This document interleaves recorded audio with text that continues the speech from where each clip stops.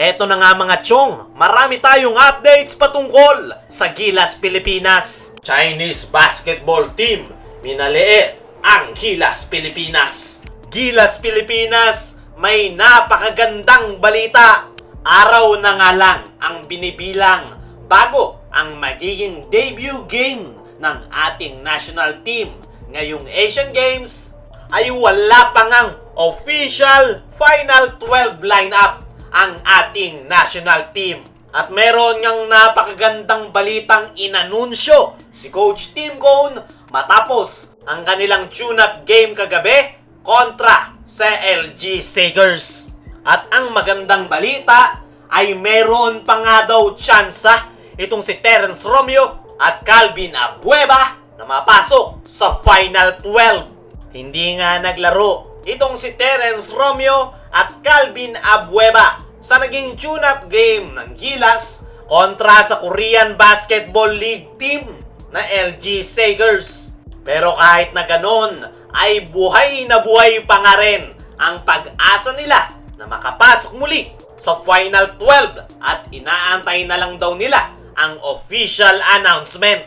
Ayon nga mismo kay Coach Tim Cone ay masaya nga siya na humihinga pa rin ang pag-asa ni Terence Romeo at Calvin Abueva. Nasabihan na nga daw siya pati nung mga Gilas coaching staff na patuloy pa nga rin daw ina-appeal ng Philippine Olympic Committee na payagan na makapaglaro ang kanilang nire-request na mga players.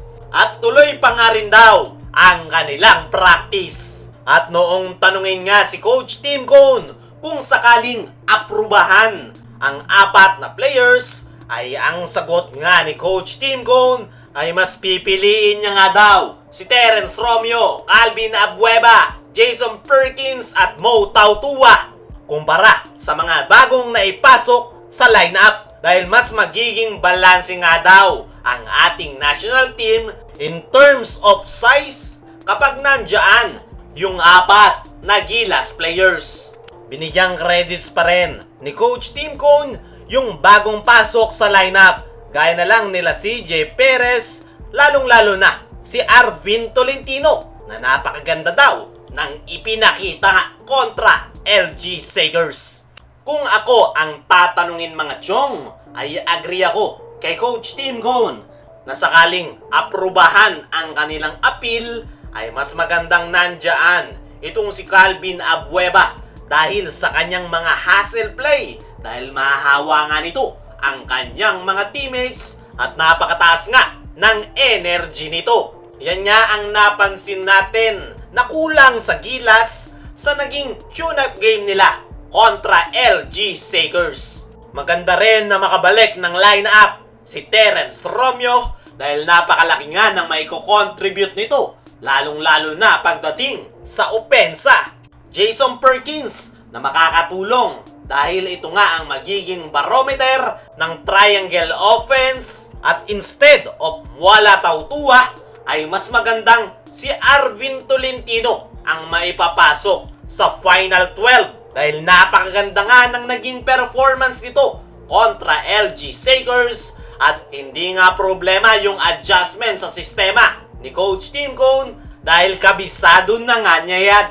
Sa ngayon nga mga chong ay inadjust ng Gilas Pilipinas ang kanilang paglipad sa China dahil hindi pa nga kontento si Coach Tim Cone sa kanilang team practice. At inaantay pa nila ang final decision ng Asian Games Committee patungkol kay Terence Romeo at Calvin Abueva.